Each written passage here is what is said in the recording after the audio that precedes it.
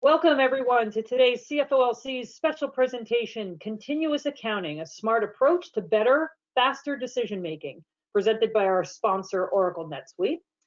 My name is Angela Tice. I'm the National Membership Chair and the Northeast Regional Director, and I'm going to be facilitating today's session. So I just want to do a little bit of housekeeping before we actually get started. You might have noticed that your lines are muted, and that's really so that there are no distractions. We certainly encourage your questions and comments for today's discussion, so please feel free to type your question in the questions area, and I will make sure to ask those on your behalf. I'll be monitoring that area so that we can really address any concerns you might have. So please take advantage of that questions area and ask for questions. If you're a member of the CFO Leadership Council, you will receive 1 CPE for today's webcast. Now, to receive credit, you must be a current member and answer 3 of the 4 polling questions asked today. We will interrupt the discussion to bring those to you and give you a chance to answer. Now, to answer the polling questions effectively, you must be logged into today's session. So if you've dialed in and you want to receive CPE, you need to hang up and use the direct link provided to you at registration. So in other words, you need to be on your computer in order to answer the polling questions effectively to get your CPE for today.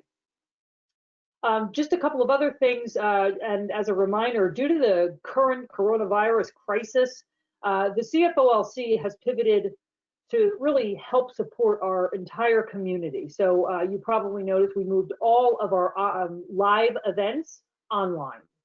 So we really hope that you're taking advantage and you continue to connect with us. There's a full list of online programs on our website. CPEs are offered to current CFOLC members. We want to keep our friends and members connected.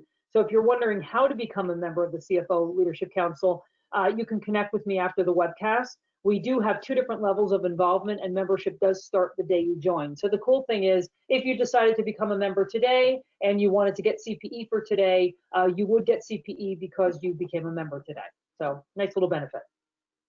October has a full calendar, so definitely check out the website, and you'll see all of the chapter events as well as more national Ask the Expert calls like today. One that I'm really looking forward to is on October 8th. It's at noon Eastern time, and it's an interview with the CFO of Zoom, Kelly Steckelberg.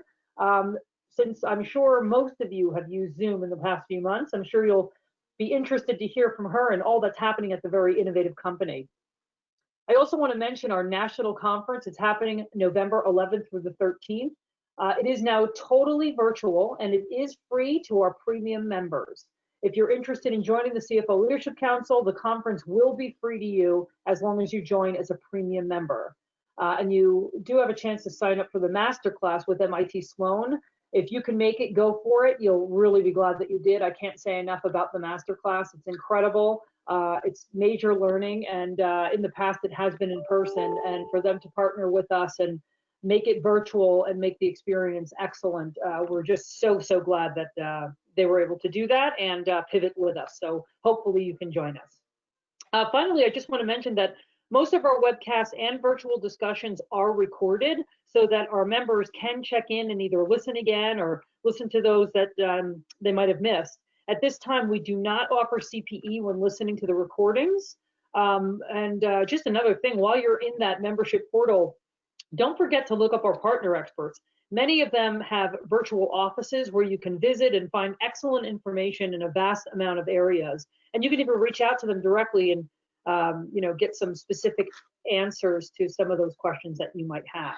Up on the screen right now, you see a couple of different things that are happening in October, so you might want to take note. You can register for any of them right now, whether it's the 14th, the 21st, or the 22nd. There's so many great things that are happening. And again, we just want to make sure that what we're doing is keeping you connected and getting you those answers that you are needing to make sure that you're making the best decisions possible.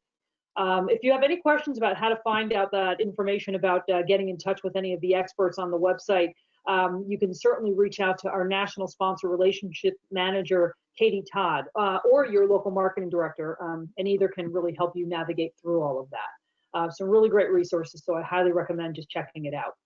So that's really it for our housekeeping. Now it's my pleasure to introduce our speaker, Tom Kelly. He's the Senior Director, Product Marketing and Management at Oracle NetSuite. Before joining NetSuite, Tom founded T. Edward, a strategic and operational cloud consultancy providing cloud expertise and CXO services from Fortune 500 companies to startups. Prior to that, Tom held a variety of executive positions with large cap companies, including PepsiCo, eFunds, and Deluxe Corporation, as well as small cap, privately held entities such as eBenX, Full Contact, and PeopleNet Communications. And Tom, I just want to say thank you for coming and offering out your knowledge. I know our members have asked us to help them find some real solutions to challenges they've faced, especially this year. I'm sure they're going to gain some great insight from what you'll be sharing. So with that, I'm going to let you start sharing. All right. Well, thank you. I appreciate the intro, Angela, and let's get right into this. So today we're going to be talking about continuous accounting, a smart approach to better, faster decision making. And I do have to say, because we are a large public company, I'm offering our safe harbor statement because there may be some comments made today about some things that are coming in the future. And what I usually like to say here is, regardless of what I say or don't say, do not make any buying or selling decisions on Oracle stock. And that has the approval of Oracle Legal as a good disclaimer. So we've gone through this, so you know who I am. There's my picture, a little bit better than the one that they have. A little story about this. The communications department recommended I get a new headshot because they felt that the one I have on the previous page that you saw was too reminiscent of the old Russian propaganda photos where the people are looking off into the distance. So I took their advice. And, I'm just going to interrupt you for a second. So sorry to do this, but we're not seeing your screen. Everybody is letting us know that we see a blank screen. So there we go. We see it now. Oh. So I don't know what happened, but now it's good. And hopefully everybody else can see it as well. All right, well, I got to do the headshot. So there you go. There's the headshot. Maybe. I just saw it for a moment. But in any event, thank you very much for joining us today. I appreciate you taking time out of your busy schedules. Tom, yep. You have it up there, and that now it's not there. So maybe it's your presentation mode that's not working. You may have to do it in just the regular mode. I'm not really sure what's going on. All right. I'll see it there. Okay. So let's just do this. And so if everybody can see that, I guess we'll have to go along with this. I apologize. We'll just improvise, not a problem. But there's the headshot. And so let's get into the agenda today, and let's just go through the topics that we're going to be talking about. I want to touch upon some of the challenges that we're all experiencing today in finance and accounting. It's by no means a simple situation. There's a lot going on, as I'm sure we all can agree with.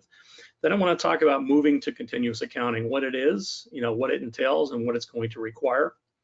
Then give you a little bit of perspective on the benefits of embracing continuous accounting, and even give you some perspectives on current applications of continuous accounting. And then finally talk about the virtual close, which I would imagine many of you have been involved with over the last few months. So let's get into a little bit more detail about challenges that are being faced today by all of us.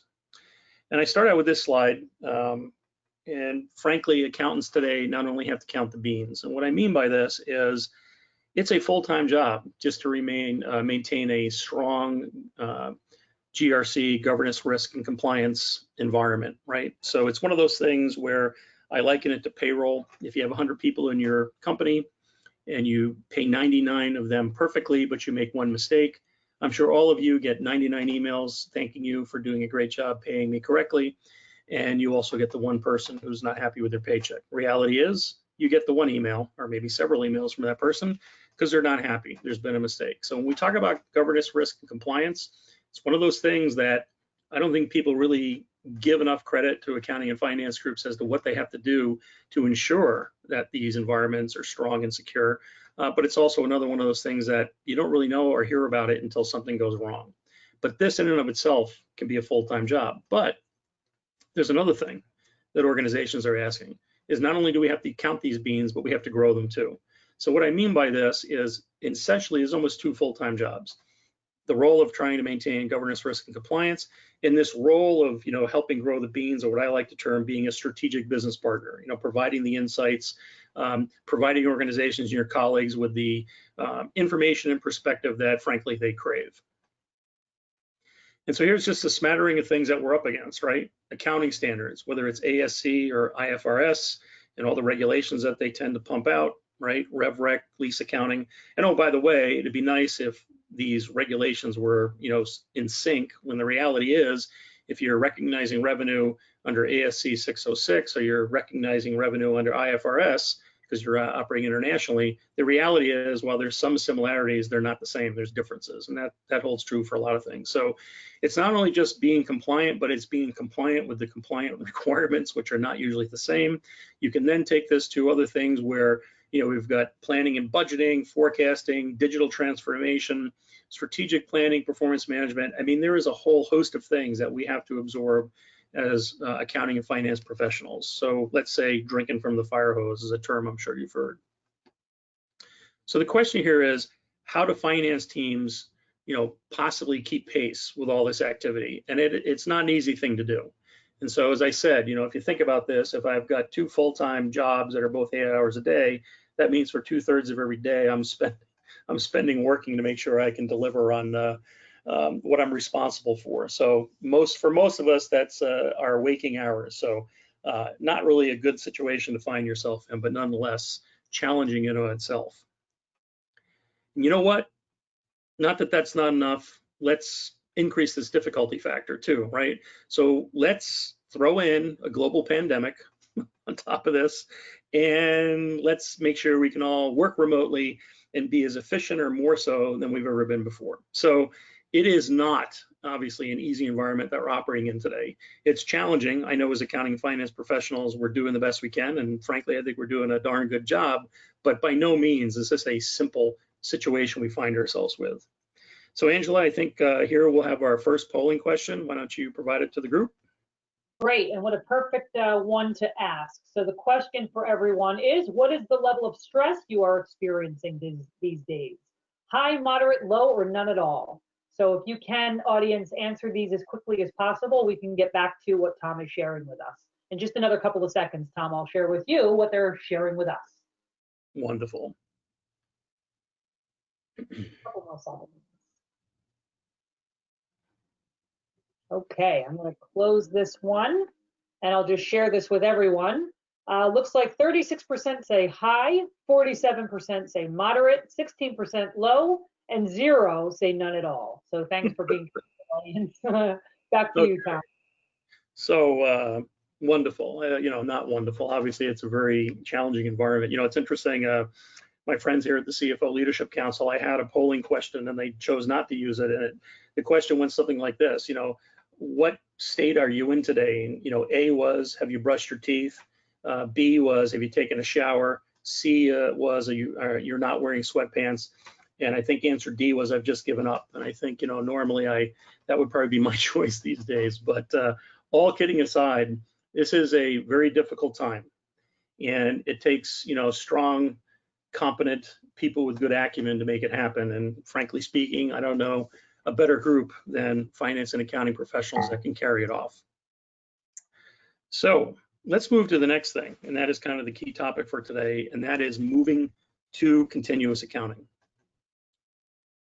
And I start off with this: he who hesitates is lost, which I'm sure you've seen. And really what it means is action leads to success, where self-doubt does not.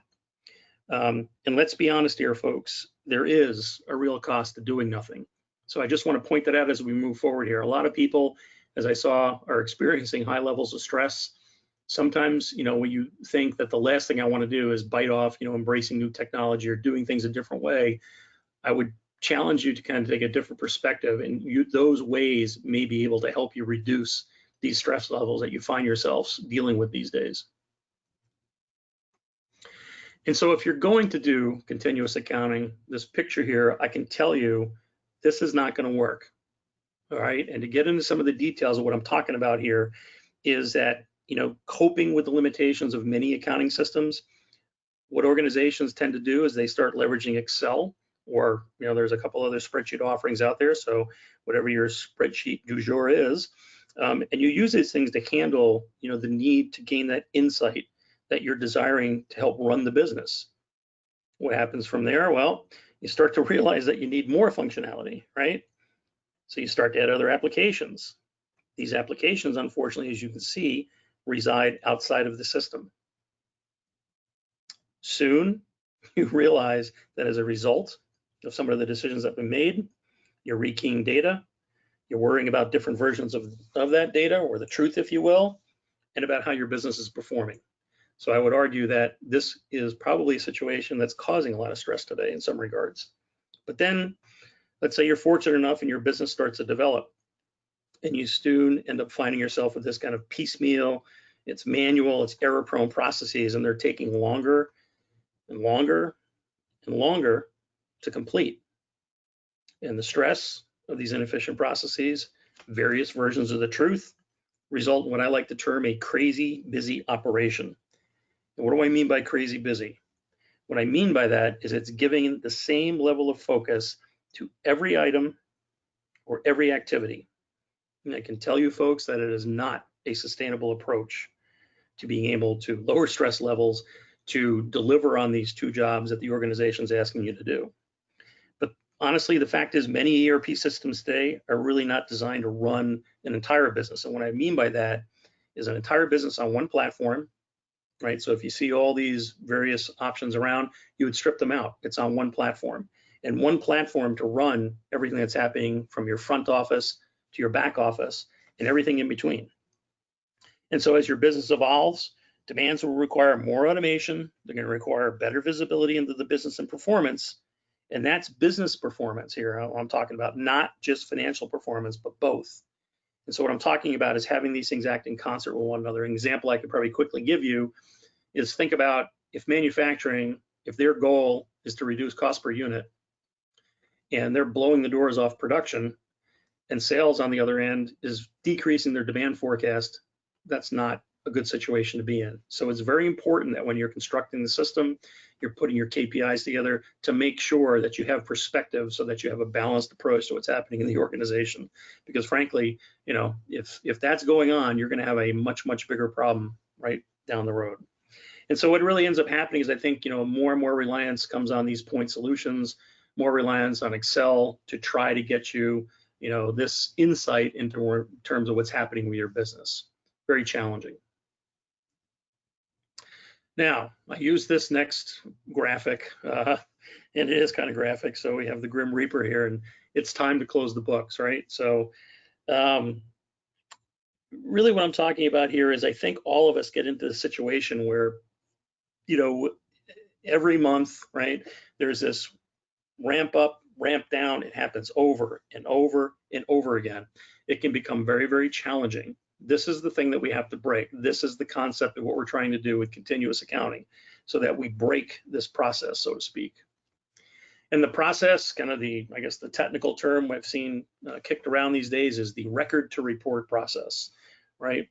And to point out here, what I'm getting at is this record to report process. This is something it was really instituted before the cloud, really before accounting systems, when they were in this, you know, record to report mindset.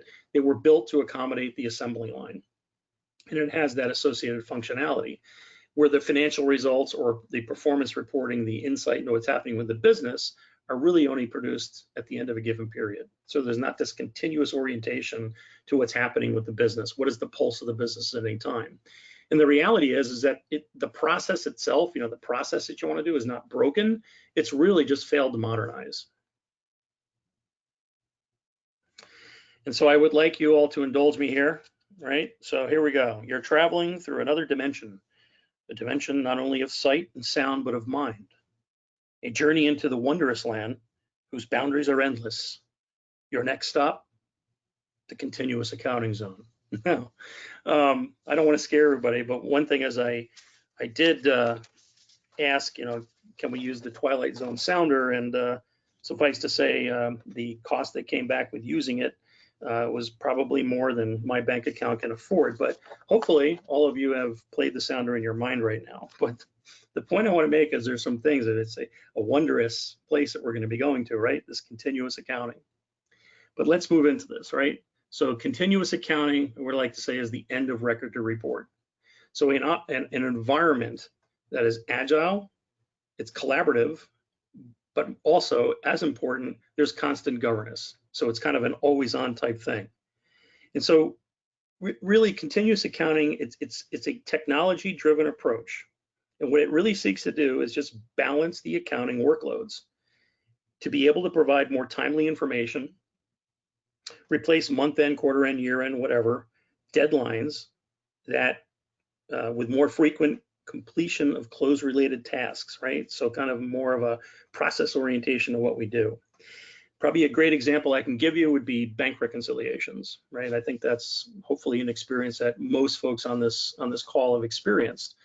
And in the old days, right, you wait to the end of the month and you do your bank reconciliation work, you follow up on reconciling items, et cetera. Well, in the current world, you have situations where banks have websites, you have login to the websites, you can get all the information you need.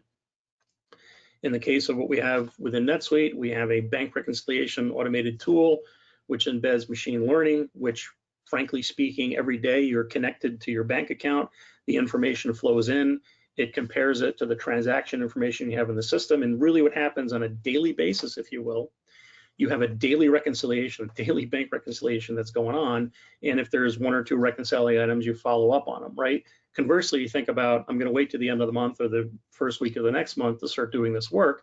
And I've got 30, 60, 120, whatever the number is of reconciling items to follow up on. So you can see as an example, this is something you can currently do today. Now, in the old accounting systems, this really didn't, allow you to take this type of an approach. And if you did, it would probably be very manual and labor intensive if you were able to cover, maybe calling the bank every day to get your information and then dealing with whatever you have in the accounting system. So it's important to point out that technology and being able to do these type of things is going to be very helpful. And I'll talk a little bit more about what we're doing with cash management as we go through this, but that's probably I think a good example that I'd like you to wrap your heads around in terms of what we're talking about here when we say continuous accounting. And so if we incorporate, these closing tasks that we do into more of a daily routine, what continuous accounting is doing, in effect, is it's spreading the work out over the month. And ideally, if it's done right, should balance the workload so your accounting team members, they're doing what they're suited to do best, right? And no one is technically overloaded or becomes a bottleneck, right? So I can't start my activity until somebody finishes theirs and so on. So it's more of a continuous process. And, it's not rocket science, folks, right? Because most of the other segments in the business, manufacturing, et cetera, right? Just in time manufacturing, Six Sigma process improvement, et cetera. Really what we're talking about here is just bringing that mindset to what we do on a day in and day out basis from an accounting perspective. And so just a little bit more about the financial system, the cloud-based solution that we provide at NetSuite. It really is designed to support, modern growing businesses. And the nature of the system is it's always on, which is really what business today is like, because it involves things like globally dispersed transactions. And these transactions are coming in around the clock. So it's not just, 9 to 5 here in the US, or it's across the world, right? Because I think if it's 10 a.m. here, it's 11 a.m. in the Philippines, or 11 p.m. in the Philippines. So the mindset of the calendar and time really needs to change to almost like this always on situation. And because you have this, you've got this vastly increasing number of unreconciled transactions, right? If you're waiting to the end of the month, so don't do that. And so reactive accounting processes in the form of this traditional record to report, they can risk hindering the business operations, right? And they also, I think in many cases, there's some good examples out there of how it damages the integrity of some of the financial reporting that's done. And with NetSuite, what we try to do is we try to embed the financials and embed this automation in the system. Things like control, period end tasks within more of a day-to-day activity realm, if you will, and really allows that rigid accounting calendar that we've talked about to more closely mirror what's happening in the real world. So with a modern GL, continuous consolidation, global compliance, actual intelligence, all that wondrous stuff, if you're doing it right and you're doing it well, it should result in much more accurate financials. And frankly, probably more so, a much more efficient close and a vastly, I would say a vastly more effective organization as you move forward. And so I was, because I do have experience implementing NetSuite and I've been a CFO, I help clients out at sometimes, and I was asked to help this one company out, and they were, trying to start to embrace things like continuous accounting or just improve their accounting processes. And it was, if you look at the date down here, this is October 2016, so not all that long ago.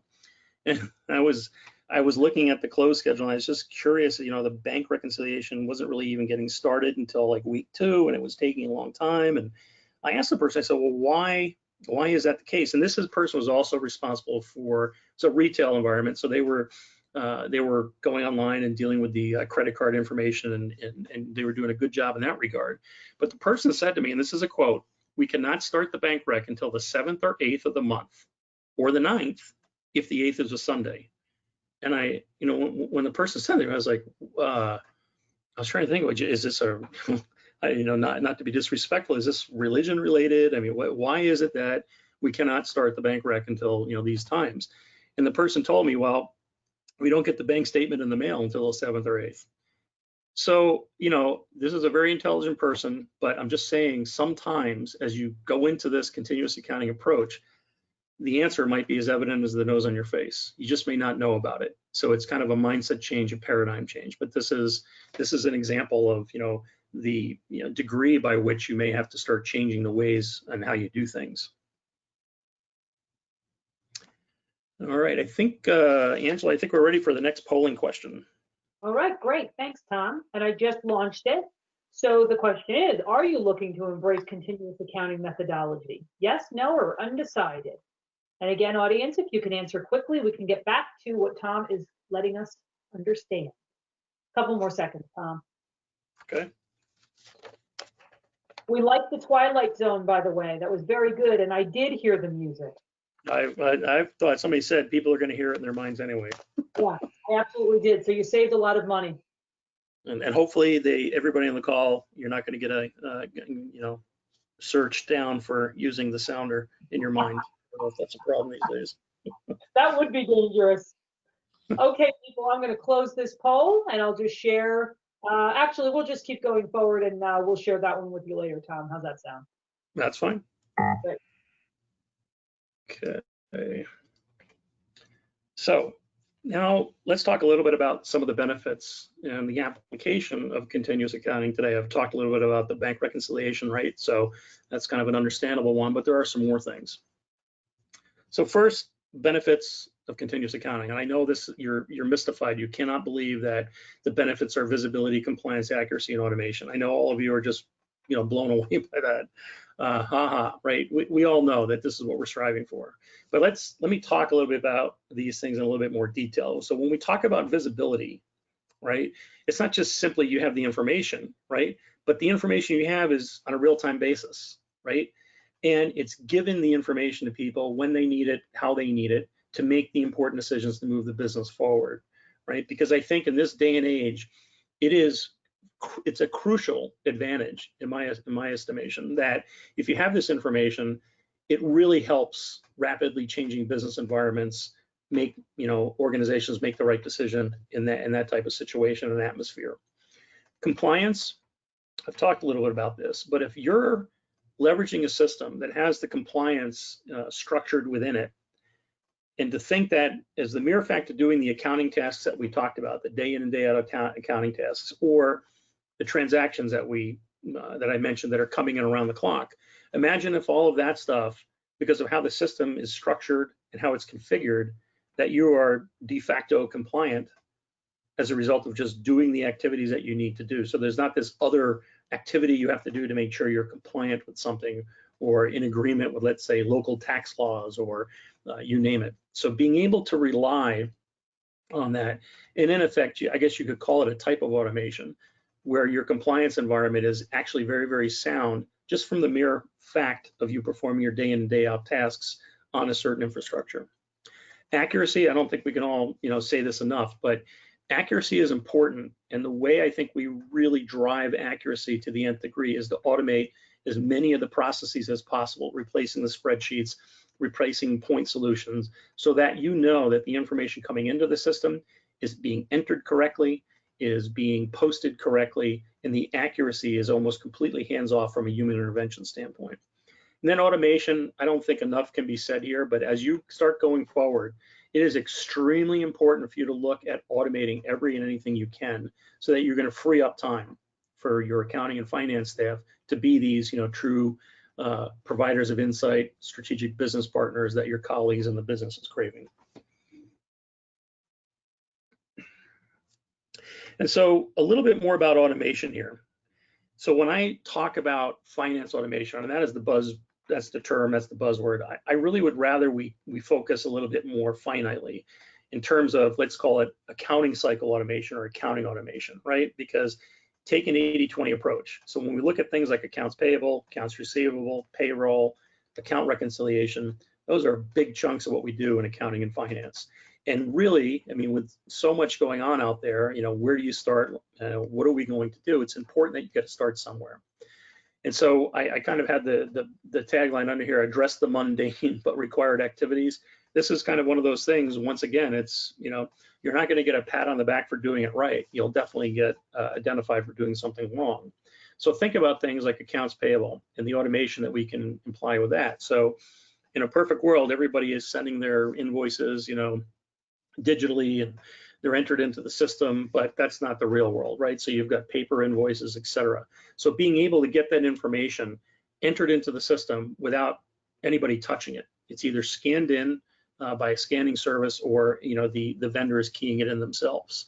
And when you think about matching, having the system based on the information you've put into the system now, you know, those particular corroborating documents, that the system can automatically match that information and kick out any discrepancies, right? And one of the other things I think to point out here is when we do this, when we look at fraud and some of the situations that we do have to deal with, it significantly mitigates that, right? Because now it's the system operating and there's no human intent or unintent, if you will. That's a word. Accounts receivable, right? Another big component of what we do. I think, you know, you can send bills digitally today. We can email them. There's different ways to do things, right? But what about applying the cash, right? Because that's a big deal, right? Making sure you're applying the cash. And so if we put information into the system, configure it in such a way such that cash application can happen on an automated basis, that is a significant time saving. And dunning, right? So one of the things that I would encourage all organizations to do is, there are dunning processes out there, right? And they don't necessarily have to be a bad thing, but in this hectic, busy world, it's always great to make sure we're reminding our customers, hey, you know, your bill's coming due, your bill's about to be due, your bill is due, your bill's past due. You know, as much as you'd like to think that every organization is as buttoned up as yours is, it's probably not the case. So being able to automate this process, but also automate it in a way that maybe white glove customers, you got to have a different type of a process, or you might want to do things differently by customer. To be able to mechanize that within the system and let it happen on an automated basis is by no means something that I don't think is going to be received negatively. And really, at the end of the day, it's going to decrease your DSO if you do it well. And then payroll automation, there are plenty of studies out there where it talks about RPA, which is robotic process automation, where you can save up to 65% or more compared to when we tend to offshore things as we've done in the past. So there's really an opportunity for these three big processes to mitigate a lot of the activity that we have to do. It's an absolute necessary thing, it's required, but at the end of the day, I think there's plenty of automation capabilities that we can take advantage of that will alleviate these activities. And then finally, account reconciliations. I've talked about the bank reconciliation, but what about all the other balance sheet accounts? Being able to have tools that can help us, you know, expedite that process, right? So it's not something that takes forever when we're closing the books. It can happen on a real-time basis, by account, however it might be. And even to take it another extent, imagine having intelligent accruals every month, depending upon history that you've had in the system, so that either the system automatically books it or presents it to you, so you can make decisions. And so I've talked about this, but just to dwell on it a little bit more, really, I can't stress enough here to be able to embed security and GRC into the ERP system that you're using. Because if you do that, it's extremely important to point out, you're compliant, right? Using the system, I've set it up appropriately, now I am compliant with whatever it might be, right? And in particular, as I mentioned, with ASC and IFRS regulations, which unfortunately are not exactly the same for the same thing, i.e. revenue recognition, lease accounting, et cetera, or you know, other things that we have to do, local tax laws, making sure, you know, in the US, the wonderful sales and use tax that we have to collect and how you collect it, having that embedded in the system to happen on an automated basis is a significant automation that is extremely important to do. And to have this embedded in the ERP system, I can't stress this enough. So think about, I'm not going to say it gets rid of 8 hours a day of that first job, but I would probably say it's going to reduce that time by 80% or more. So here's something else, and ASC 606, IFRS, oh geez, 13 or 14. I'm sorry if I got that wrong, but one of those IFRS regulations to really be able to mechanize this, and you know, we've seen there's the, you know, the 5 steps of recognizing revenue, and you know, it goes down to the contract, and if we're a company that has 1,000 contracts and they're all different, we have to have 1,000 different methodologies to recognize the revenue. You know, you can see where this is going, but if you think about the analogy of how depreciation works. So I buy an asset, it's got a 5-year useful life. I'm doing straight line and divided by 5, and I recognize, you know, 1/5 of the depreciation each year, right? And it happens on an automated basis. What you can do with a revenue recognition module within NetSuite is you can set up, let's say, a contract. If you have to do it 1,000 times, God bless you, but you can set the contract up on day 1.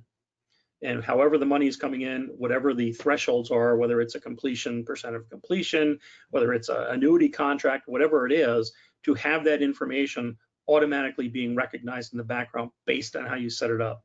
So think about being able to do revenue recognition almost as easy as it is to depreciate a fixed asset. The only caveat being in the depreciation, it's I take one divided by the other. In the RevRec scenario, you may have 10 different scenarios that you need to put into the recipe, but once you've done that, it's automated. You don't have to worry about it. You're compliant, you know, move on to the next thing. The other thing I'd point out is billing. And another component we provide is how you interact with your customers. When you think about this, you know, everybody worries about marketing and all this other stuff. Well, probably the one thing that is very consistent and happens, you know, frequently in terms of your interaction with your customers is the bill you're going to send them and how you send them that bill. And the point I want to make here is whether that is an annuity contract, a one-time billing, a percentage of completion billing, whatever it is, to truly be able to set that up in the system, to have that automated so that it happens in real time when a trigger is met, is very profound in the sense that on the one hand, I talked to you before about, hey, we want to make sure that the activities we're providing and we're doing don't lend themselves to more activities they have to do after the fact. Well, in this case, after certain triggers are hit, the bill goes out, the customer pays it. So it's another example in terms of automated or continuous accounting here, how we're automating certain aspects of the accounting process. And I said earlier that we're doing quite a bit with cash management. I'll just talk a little bit more about it here. But currently, I mentioned we have this, you know, automated workflow for bank reconciliations, leveraging machine learning capabilities, but having a connection to the bank where the information comes in on a real-time basis. So having that all set up. But as we start moving forward, and we're looking at things like next generation, so having the capabilities to do cash application on an automated basis, or even doing things where we have tolerance matching, right? Where automated adjustments can be made. You know, in many cases, you may have an invoice that's short paid, but these are things that you can do that can automate that process instead of going one to one to one.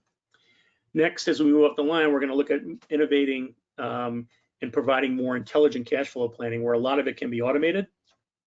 Talk about a dashboard. I'm going to show you that here in a second, kind of a mock-up of what we're going to be doing to be able to help people really control their cash better, whether you're a 2-person operation and less than $1 million in revenue, or you're a 2,000-person operation with $500 million in revenue. And then finally, when we think about disrupt, really how do we differentiate from our competitors? Things like predictive modeling, leveraging AI and integrated payment automation, but even providing banking services right from within NetSuite, right? So whether that's you have to send a wire transfer or you need to borrow some funds and factor accounts receivable, literally being able to do all of that right from within the NetSuite interface. And so this next one, this is our cash management, or now that I'm in marketing, this is my first take at it. I said, hey, why don't we call it a cash board? So, you know, very interesting, right? You guys would have, I think, never thought of that. But the idea behind this is to put everything at your fingertips. So as I mentioned earlier, if you're a small operation, maybe this is a digital checkbook. But if you're a large operation, it's like having a cash desk. Understanding your cash position at any point in time on a real-time basis, and taking it even further where it's going to give you a cash flow projection, or looking at things where my bank reconciliation is completed yet, or where are we at in the revenue collection cycle and accounts receivable, or what's going on with accounts payable. So really having a full rounded perspective in terms of what's happening with cash. And this is just one example. We can apply it to other areas of accounting, but we only have an hour here, but this is just an idea of what we're doing and what we're providing our customers and will be providing as we move forward. Excuse me. So, great American poet Maya Angelou, and she once said, every journey begins with a single step. And so I think in the first question we asked, there's a lot of stress, a lot of anxiety out there, and I understand that. But I would implore all of you to think, you got to take that first step. And I would also argue that it's going to be a momentum type thing. Once you take the first step, you'll take another and so on.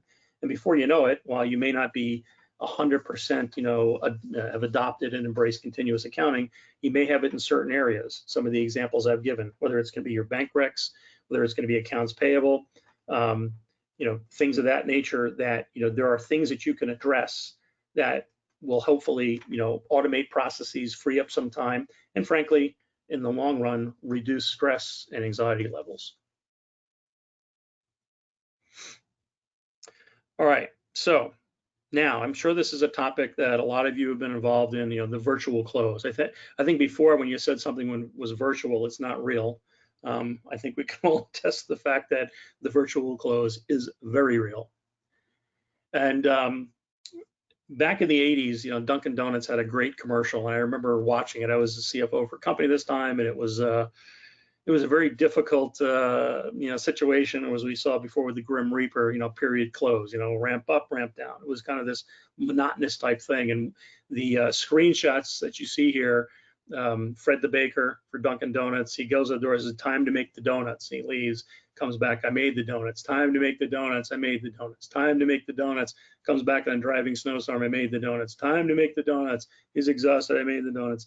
In the very end, he's at the door, he says, time to make the donuts. He opens the door and he's seeing himself. He goes, time to make the donuts. And he says, I made the donuts. So, this is kind of what the close is like. This is the monotony, frankly, that we have to break up, because I don't think anybody wants to be on this hamster wheel, right? It's going to be extremely important as we go forward, to make our jobs more enjoyable, to be able to embrace this continuous accounting, to really be able to break the binds that have held us down to truly be that strategic business partner that most of our colleagues are asking for or desire.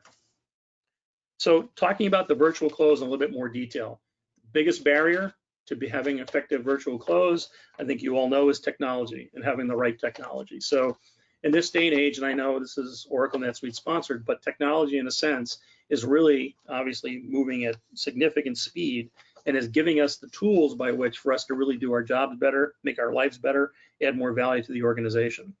But security, it's interesting. The Internet Control Center, or Crime Compliance Center, I think it's called, since this remote work has started, has seen the complaints that used to average less than 1,000 a day are now averaging, and this was a month ago, so maybe it's even gone up, are now averaging over 4,000 calls a day. So security is extremely important as we move forward. Culture, I think the example I gave you with the person who told me they can't do the bank rec until the 7th, 8th, or 9th day of the month, there's a culture thing too that you're going to have to think about, right? So organizations that have been, not really embracing, the cloud, or not really moving at a fevered pace, you're going to have to kind of change your ways and think about your culture and how are you going to make sure that your culture can embrace this. Compliance, we've talked about that. Really being able to make sure you're compliant, making sure that if you're in charge of the control environment, you can have a restful sleep at night. And remember, everything is not digital. I guess I should say yet. Or some things I don't think ever will be, right? So checks for organizations that don't have lock boxes, they're coming to your, place of business. Somebody has to go pick them up. The mail, this is something it's not digitized yet, but there are plenty of services out there which you can send your mail to, and they can scan it, and it can be completely digital. So, I'm just giving you some examples of, these are microcosms of things that you should be focusing on if you're going to truly get to the automated piece. And then inventory counts. I was talking the other day about this, and somebody told me that they were embracing drones to do their accounting.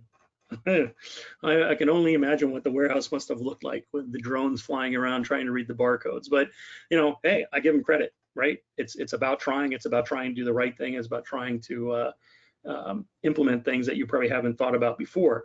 And so it's important to say, what's the plan? Have a virtual playbook, understand what you're going to do, who's going to do what by when, but also, as importantly, identify those things that really you can quickly automate and those things that might take a little bit more time to automate, but definitely focus on that. And finally, one last thing I would probably offer you is I would encourage you, a lot of development companies do this, have a daily stand-up meeting. And this is not something where it's an hour-long thing with PowerPoint. It's just a matter of just be on the phone, talk to everybody, say 3 things. What'd you get done yesterday? What are you going to get done today? And what stands in your way to getting those things done? And if you have to talk to somebody, you identify it in the meeting and you call them afterwards. But in 15 minutes or less, you can make sure that you are operating succinctly and efficiently as possible and making sure that things are moving forward, as opposed to having, as we all dread, another meeting, be it GoToMeeting, Zoom, or in person. This is something I would highly recommend that you do, particularly in this remote environment these days. Because honestly, folks, clarity and certainty, that's what people look to us for, right? It's a key role for us to bring clarity to unclear situations with analysis and analytics, with facts, right? And the quick access to this information is essential, right? Because it's not going to be timely. It's going to be worthless if it's 2 weeks late. And the other thing I would also recommend that you do is model certainty, because anxiety is contagious. And we all just, we're under a lot of stress. We're under a lot of pressure. We need to lead the organization. We need to make sure that we're providing and demonstrating people who are in control, people know what's going on, and we know where we're going and how we're going to get it done. And so as we end here, I'm going to give you a little perspective on, we have this group called Brainyard, and really what we do is we combine operational and business performance for all of our customers, which I think is over 22,000 these days, together with surveys, and we provide third-party research, and we deliver real-world data insights that can allow businesses and industries to adapt and grow to situations. And so here's, we've done surveys, we usually do them once a quarter. And in this case, we were asking, what is the approach to remote work? And as states pull back on the stay-at-home orders, what will be your approach to remote work for the finance team and specifically? So 26% responded that will require most, if not all, finance team members to return to the office. 16% said they will require most or all finance teams to work remotely. So that's either or. And then 35% would allow the team members to choose, and 23% is going to provide this flexible, but everyone is required in the office at key times. So really, what does this say? That 74% is going to really be required to embrace kind of this remote work thing. So it's important to make sure that as we migrate to this, that we have the right type of tools in place to really carry this off. Now, I do have to caveat this with many of these are NetSuite customers, not all. So many of them using NetSuite have cloud solution in place. They're being able to leverage it. And so it might be easier for them to say this, but if we were to expand this beyond kind of our current customer base and even beyond that, our potential opportunities, et cetera, you might see a different number. And kind of just provide you with this, a little bit of what it looks like to work from home. And on the right-hand side there, I'd say it kind of brings a whole new definition to the term full stack developer. Wink, wink, haha. And so another thing we've asked is, what about finance's influence? And we asked since January, how has the role or the influence of the finance department changed? And what's interesting here is 19%, it's significantly grown, and in 26%, it's slightly grown, where 44% staying about the same. 10% it's somewhat diminished or greatly diminished. So really what this means is things are changing. So what I said before, how it's important for us to lead and demonstrate the organization, not to make fun of the Simon and Garfunkel song, the nation turns its lonely eyes to you, Joe DiMaggio. I mean, that's kind of what's going on here. The organization is turning to accounting and finance. We are really being asked to be the ones to help the organization in big ways to move through this new normal, if you will. It's extremely important that we're able to do that and be able to do it effectively. And so one of the last chart in terms of the surveys that I'll share with you is, as I said, we do this analysis quarterly, And so from December, April, and July, we asked the same question, and it was about spending. What are your spending plans? In the red, you can see it's December, before the pandemic. Everybody's going to be spending. In April, in the middle, right in the midst of the pandemic, all of this spending was significantly reduced, obviously. But then look at July, and for the most part, some of the spending was definitely going to remain cut, but some of it's coming back. But look at technology. Organizations understand now that the way that they're going to be able to operate in the future is to embrace technology. And when you boil it down for us accounting and finance professionals, it's embracing that technology to help us really implement the continuous accounting mindset and methodology within the organization. And so some final observations before we get to our last polling question here shortly. I want to talk about implementing software during a pandemic. What's interesting here, as I had mentioned, I had my own organization for a while and did a lot of implementation work. And I can honestly say that probably more than 50% of the time, we never went and visited a particular location. We obviously still had video meetings. We had the ability to do that. We could have people take videos of a manufacturing line. It didn't require us to physically be there. What's ironic is some people look at that as a barrier today. So I would tell you, if you're thinking about adopting cloud software, you can do it without having to have the people that are going to implement it standing in your office or your manufacturing line. The office, I think, is somewhat overrated. Now, it's not to say that I don't think it's important to have a place to go, to be able to interact face-to-face, collaborate with others. But I think the mindset of saying that you have to be at your desk to assume you're getting your work done, and that means if you're sitting at your desk, you're getting your work done, is kind of an urban myth at this point. So the important point I want to make here is, you don't have to be at the office to do your work, but I think conversely, I would say you have to have the right type of technology that does allow you to work wherever you want, whenever you want, however you want. The other point I would make for you all is don't work all the time. So the other thing I think people fall into, and I think there's a study out there saying that the average daily work has increased about an hour a day with this remote work.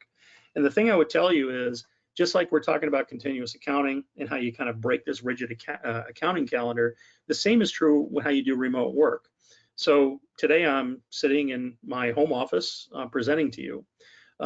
It's 11:51 my time in Minneapolis. I may need to go food shopping at noon when we're done here, right? But it doesn't mean that I don't have accountabilities and deadlines that I need to get done. So the point I would make to you is, I think you need to understand that don't work all the time. Take breaks. Make sure they're meaningful breaks. So it's not, whether that's a physical break or a mental break, it's important to do so. But we're all adults. We all know we need to get things done. So make sure in that given 24-hour period, you're getting done what you need to get done, but it doesn't have to be 8 consecutive hours straight. And finally, I would say no more excuses. And what do I mean by that? We've talked about how we can be compliant with regulations and controls simply by using a system that's configured to make sure that we are compliant through the transactions we're entering into it. You have to limit application sprawl. So it's no different than a mathematical equation, right? The more variables you have, the more difficult it's going to be to solve. It's the same mindset you need to take with whatever stack or technology footprint you're going to put in place. It's not to say that you can't have some solutions that might reside in concert with the ERP system, but it's extremely important that that's limited and it's well thought through. I think we really have to embrace the continuous process improvement, specifically as it relates to daily accounting activities, whether they're close related or otherwise. Very important that you drive automation in all that you do. And so when I gave the examples of the bank rec or revenue recognition, don't just say, okay, that's what I'm doing. It could also be, like I mentioned, the mail, right? You can digitize your mail. You don't have to have that be paper-based. So there are other things I think you need to think about when we talk about automation that kind of go beyond what you would think, it's a robot doing something. No, it's more than that, all right? And really, if you do all these things and we do them well, I think what it ends up with is it really saves you the time and it allows you to focus on the things that really matter most for yourself personally and for the organization as well. And I love this next one, Einstein standing at the board and he's trying to prove relativity, and Einstein discovers that time is money, right? Because that's really what it is, folks, after all. And then finally, Yep. I'm sorry, Professor. Yep. I know it's very funny, but I thought the audience would enjoy it. So with that, Angela, why don't we fire up our last polling question? Excellent. Yeah, and you made me laugh, Tom. So there you go. Good. Audience, Always, I can make one person laugh, right? That's what it's all about. and I would bet there were others as well. I would bet. I hope. The time to make the donuts cracked me up. I have to tell you. I remember those commercials. They're very funny. I think we probably all feel like that right now, Yeah. right? Yeah. Yep. Tom, just so that you know, we do have a question, so I am going to ask that of you in just a moment, if you don't mind. And audience, I'm going to just launch another polling question, just so that we can get that one, just in case somebody wasn't able to answer the first, if you don't mind, Tom. Sure. So I'm going to close this one. I will share this one though. So it says, your question is, how are you closing the books? 56% say remote, 26% say 75 to 50% remote. Less than 50% is 13% of our audience, and 4% of our audience say not at all. So that's interesting. Interesting, but I can obviously see how it might be driving some of the stress levels up. Understandably, right? So while I'm launching this last polling question, Tom, I'm gonna, if you don't mind, I'll ask you the question that our audience, one of our audience members asked. So I'm just gonna find that here. And you might have answered it while you were explaining it, but I just want to make sure that the question gets asked. And the question is, the specifications to be entered in continuous accounting to facilitate automation would be numerous, if not endless, for all accounting functions. How long would it take to complete implementation? I think that's a great question. So I can't honestly say here that it will take you, 31 days and 2 hours to get automation done. But what I can say to you is this: look at the processes that require the most resources and take the most time. So whether that's accounts receivable, accounts payable, payroll, account reconciliation, and start there, right? Start with the biggest ones and see what you can do from an automation standpoint. So if you have the technology to leverage accounts payable system that can enter information where it's, doesn't require any manual input or human intervention, and then you can configure that system in such a way that it's going to automatically determine whether the item should be paid by 2 or 3-way matching. And then finally, to make sure that it's within a certain threshold, right? Doesn't require somebody to look at it because it's above a certain amount or has certain, whatever requirements because you're, specific to your particular company. That's an analogy or a suggestion I would do and suggest. I can't honestly tell you that it certainly is not going to be a short journey. I'll tell you that. It's not, it's nothing these days. We've always seen stuff where we can get BI tools and, magically we're going to get insight into the business. And then you realize all the, legwork you have to do to normalize the data, to massage the data, to put it together, to make sure when you're comparing one thing to the other, like the example I gave of the Salesforce and their demand forecast and the manufacturing production schedule, those are not easy things to do. I'd say it's getting easier, but I don't want to kid anybody, or don't kid yourselves that this is going to be an easy thing to do. I think it's the right thing to do. And I think, anything that's, worth doing, is not going to be, simple as pressing a button. So I probably should be running for politics, because I don't think I really answered that question, but I did to the best of my ability. I thought you did very well, Tom. So one more, actually a couple more. Does continuous accounting eliminate point solutions? If not, does it interface with in the market? Okay, Angela, you kind of broke up there, but I think the main question was, does point solutions, does that hinder or not allow for continuous accounting or automation? I would say it depends on the type of point solution. So as an example, OCR, optical character read capabilities, to be able to have information in that format that you can import into a system is a good example of what I would say where you want to have kind of a bolt-on. Other things may be, I think, a lot of organizations, you may have certain type of CRM capabilities that you want to use.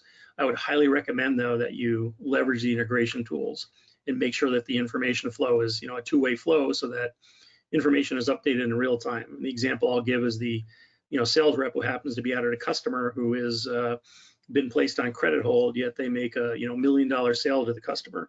this is the type of stuff that you need to make sure that the information is real time. So whatever solution you're going to choose or solutions you're going to choose, make sure that you understand how to put them together so that you're able to get this information that is, meaningful and balanced. Great, thank you. And hopefully you can hear me. So just one last one. I know we're at the top of the hour, but I'd like to get it in. The question is, I work with a consulting firm. Does NetSuite allow for the tracking of hours, utilization, et cetera? And if so, how often are consultants required to input hours so that you have continuous information? All right, so that's another thing. So there are certain things when we talk about automation, it's kind of like the example I give is, Tom Sawyer and painting the fence, right? So how do I get the consultants to enter their time in? Well, that could be more of a cultural thing, but frankly speaking, it depends on if you need that information daily, then I think at the end of the day, the consultant should be entering their hours in and what they did. I think it's, that is, I think, more dependent upon the organization and what the organization requires. As far as NetSuite is concerned, it has capabilities, capabilities to enter time and information, particularly from a consulting standpoint, by project, by customer, however you want to capture it. And you can do it on a mobile basis too. So it's not as if they have to log into the main system, or frankly, these days, a lot of the stuff you have can give you the full system, whether it's a tablet or something else. So, to me, I would say, as you're going about this, rationally think about, do we need this information on a daily basis, or do we need this information on a weekly basis? Decide what's right for your organization and how you want to do it. My feeling is, at the end of the day, humans are creatures of habit, and if you make entering your time a habit, so I do it at the end of every day, it might be the best way to go to make sure that everybody is moving in lockstep. That's great, great. Tom, thank you so much. And audience, thank you for joining us today. I hope you've received some valuable and practicable information. I'm sure you did. If you'd like to continue today's discussion, I do encourage you to reach out to Tom. I'm sure he'll be happy to answer any in-depth questions that you might have.